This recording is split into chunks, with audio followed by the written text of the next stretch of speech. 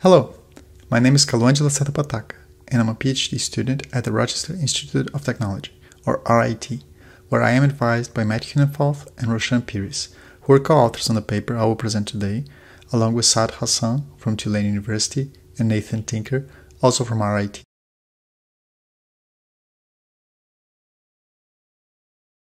Our paper is called Caption Royale, exploring the design space of effective captions from the perspective of deaf and hard of hearing individuals. It reports on 3 studies where we explored and evaluated different design approaches for effective captions. Effective captions are captions that convey different emotional aspects of speech, for example, through visual changes to typography. Like regular captions, they will include everything that has been said, but they will also show whether a speaker had a positive, neutral, or negative tone, and how much excitement their voice carried. The goal with these interventions is to try to close the gap between text and speech. The way we speak can have very rich expressive qualities, most of which are lost when we transcribe words into text.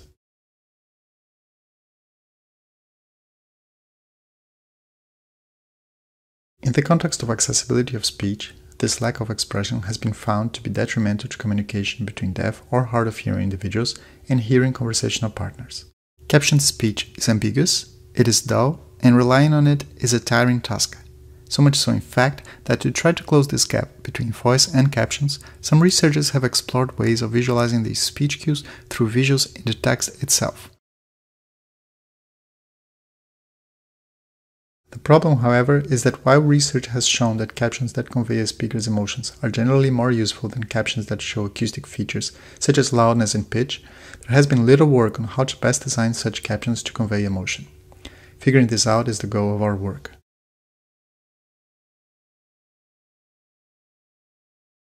To do so, we explore the design space of effective captions to find typographic parameters that are able to represent, on one hand, whether words are negative, neutral, or positive, and on the other, how excited or calm the speaker was when they said them.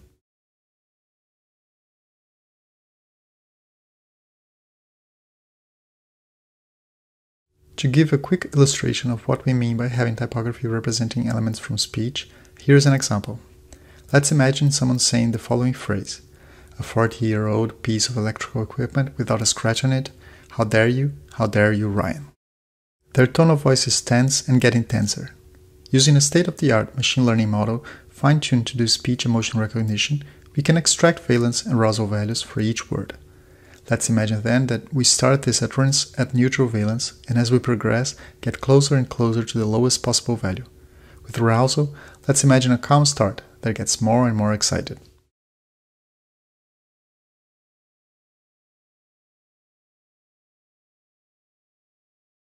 Now, imagine that we map these valence values to different hues of a red tone, so that as words get more negative, we write them in a deeper and deeper hue.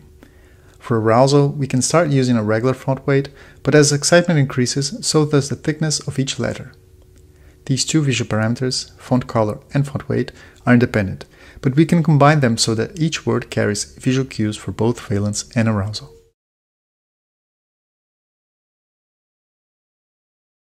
This method of mapping changes in a speech feature to changes in typography has been around for a while, but as I was saying, the focus of previous research has been on showing acoustic features, with little exploration of emotional dimensions.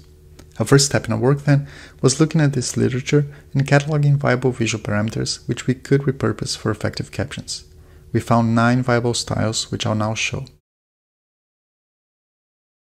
3 of them involved using color. The idea here is to apply changes in hue to either the letters, their background, or as a glow behind them, echoing different levels of emotion. A negative emotion, as we saw, can be represented by a deep red, while a positive one can be shown using blue-green colors. Other styles draw inspiration from prosody. Font weight and size, for instance, have been used to represent loudness, baseline shift, pitch, and letter spacing, rhythm. We also included a style where the opacity of words changed so that low values were almost transparent. Lastly, we included a special font where the actual letter forms would change from a very jagged letter shape to a softer one.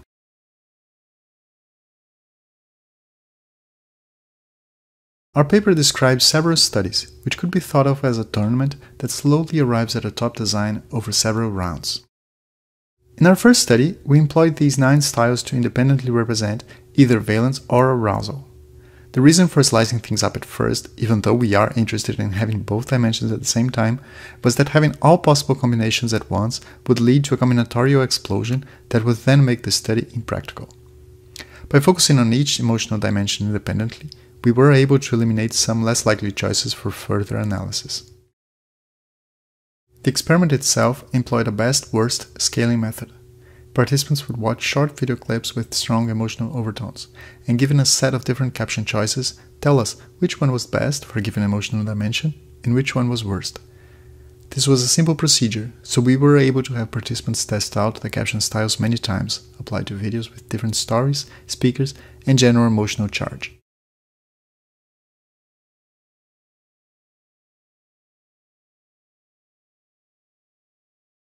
What we found is that there was a clear preference towards 2 color-based styles for valence, which outperformed the other 7 styles. For arousal, the picture was a bit less clear, with the tie between 4 top-performing styles. For the second study, we combined the choices from the first study into 6 novel caption styles that had both valence and arousal at the same time. Again, we employed a best-worst scaling method, where participants would at each round pick their best and worst option. With this, we were able to eliminate 2 further styles, ending up with 4 candidates which had high preference among participants. For the third and final study, we actually evaluated how effective each of these styles were at conveying valence and arousal. We did this by selecting short sentences taken from a set of videos participants watched and asked them to select the average valence and arousal values. That way, we could measure the distance between what they were perceiving with the captions and what we were actually representing as per the machine learning model's outputs. To make this comparison meaningful, we also included conventional captions, which didn't include any effective information. Presumably, the novel styles should be able to beat this baseline. Interestingly, we found that only 2 styles effectively did so. Not only that, we found that the performance for these 2 styles increased between the first and second time participants were exposed to them, an effect we did not find with neither the baseline nor the other 2 styles. This tells us that, even within the very time-restricted setting of our study, there was a meaningful learning effect, which, if these styles were to be employed and used for longer periods of time, we could expect to increase. We offered these 2 styles as design recommendations for developers of captioning systems. We discussed this in detail in the paper, but in summary, there was a clear consensus towards using font color to represent valence. For arousal, designers can either choose the font size or font weight.